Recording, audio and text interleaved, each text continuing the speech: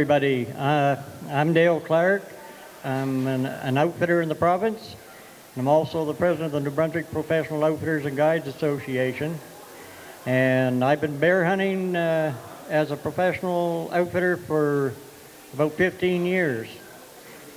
And in the 15 years through my lodge alone, we've harvested over 300 bears. So somewhere along the line, we're doing something right. So I'm going to carry on, and we'll start from the first on how to begin and work your way all the way through it. And as we get going along, if you have a question on something, just put your hand up and we'll address your question as we go so we don't miss it. I like to start out with, I always say there's 3 R's in learning to be a bear hunter. First R is know the rules and the regulations with DNR and the licensing. You can license online now very easily, and you can register your bears online. And once you registered your first bear, you're allowed to buy a license on a second bear. However, one thing to remember is you are responsible to remove one of the teeth from each bear, put it in an envelope with the license number on it, the date harvested, date registered, and that has to be turned into DNR or DNRED, whatever you want to call it, at the end of the season. These teeth are sent away to Montana. They're actually sawed in half, and the rings on it are counted, and that gives them an age and what the bear population is being harvested in New Brunswick. And that's the way a lot of the seasons are regulated. And one way that the enforcement officers and DNR calculate the bear population in the province is they survey the people that were successful and determine the number of bears that were seen, harvested, and so on and so forth. And one thing to remember is that even though there's 2,000 or 3,000 bears a year harvested in the province, there's quite a few 400 pounds, 300 pounds, and bears in between. However, after they do the average of them all, the average bear leaving New Brunswick is 150 pounds. So a 150-pound bear is a pretty good bear. Second R is learn your weapon that you're going to use. If it's a firearm, learn what it's going to shoot, like from 20 yards to 80 yards and so on and so forth, and get good at it. And if you're an archery hunter, and if you're going to hunt from a tree stand or whatever, practice shooting at the angle. And I would recommend that you practice learning how to shoot your archery sitting down, because a lot of, as we get going here, you'll learn from movements and stuff. And the third R is always show respect to the animal that you're harvesting. Make sure it's an animal that you do want. Make sure it's an animal that is going to give you the type of pelt if you're going to do a taxidermy mount, or if you're going to harvest it just for the meat or whatever. So determine that. And never pass up a bear on Monday that you would shoot on a Friday. And if he puts a smile on your face, then he's probably a pretty good bear. But if you're sitting there going, is he big enough or is he not? Is he big enough? He probably isn't. Because a big bear, you'll know it's a big bear. And the character, when you're finally get the opportunity that you take a shot at an animal, always try to remember to stay away from the shoulder blades. It's a mass of bone here, and over the years, I've lost a lot of bears. Well, not a lot of bears, but I mean, the higher percentage of my bears that have not been located were shot with a firearm, because they've always been shot in the shoulder, and a bear will run away a lot quicker on 3 legs than he will on 4. I lose very few bears to archery hunters. Number one, the archery hunter, he knows the limitations that he's going to do with his arrow, and when he releases it, he watches it go in and out, and that's another thing. Once you hit your animal, the animal is going to take off 9 times out of 10. Watch the direction he goes, listen very closely, because usually within 40 yards of your bait, the bear is going to expire. And 9 out of 10, you will hear what they call a death moan.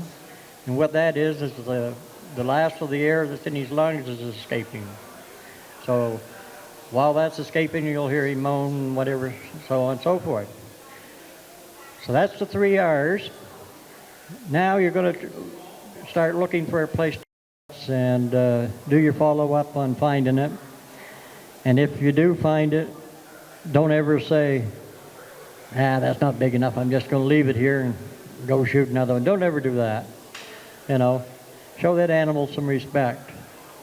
And any questions you want to ask? No questions? No? So what else can I explain to you on that? We've asked about landowners' permission, types of firearm, types of bait, shaker barrels, scent control. Your second license is new. But the biggest thing in anything about learning how to bear hunt and stuff is getting landowners' permission, being clean at your bait sites. If you're taking in bread or meat from a grocery store, always remove it from the packaging and stuff. There's no need of sitting on a dump. Take it in, open it up, remove the packaging and stuff, and that farmer will be happy. Crown Land will be happy, because Crown Land, they will find you. In fact, as an outfitter, if I was creating some litter in there, they can actually take my guide license away from me. And it's a serious fine. So make sure when you're on Crown Land, you know the rules and regulations. I think you can start baiting 2 weeks before the season. And I think you have to have all your bait barrels and stuff out 2 weeks after the season. Private land like I hunt on, as soon as I can start putting bait out, I start baiting, and I bait heavy right up until I can't get no more out. Last trip in, I put in barrels that are all sealed. So when I go in the spring, even though there's still some snow left, I just pop the covers off of it, and usually within a day or two, the bears are right there. So other than that, there's not a whole lot more I can tell you, unless you get some questions you want to ask. I know. No questions?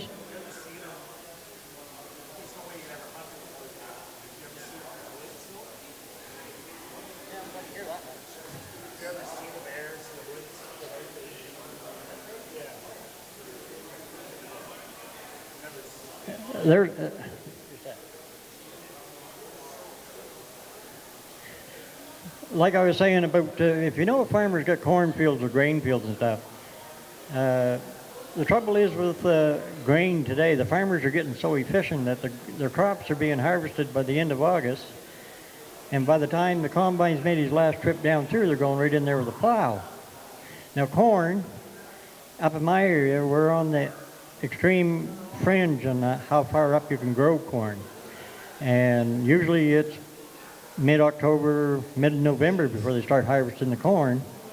So it gives you got a couple of weeks that you can hunt the cornfields real good, like doing a spot and stalk or whatever. And in the spring, though, if that's not plowed under, you're going to have bears no end in it. I mean, I've heard the saying that a bear can smell a cornfield 30 miles away. And I can't dispute that, because I know I've gone into, years ago, I used to trap bears for a farmer through DNR. And I took 9 out of one field in 1 week, all on the same trail, going in and in and in and in and out. So it's hard to get an estimate on how many bears there actually is, but the last 2 or 3 years of this COVID, there should be a lot of bears out there. 20 years ago, if you seen a bear in the wild, you were really surprised. Now, people are seeing them every day. People are hitting them with their cars, same as the yard deer. So, I mean, the bear population is there. It's healthy. The meat's good if you handle it right. It makes great sausage, great roast, great stir fries or whatever. So, utilize what you're having. And like I said, show respect to it. Don't just go shoot it just for the sake of shooting it, for the sport. Go shoot a target somewhere. And hunting bears, especially with archery, will make a really good deer hunter out of you too.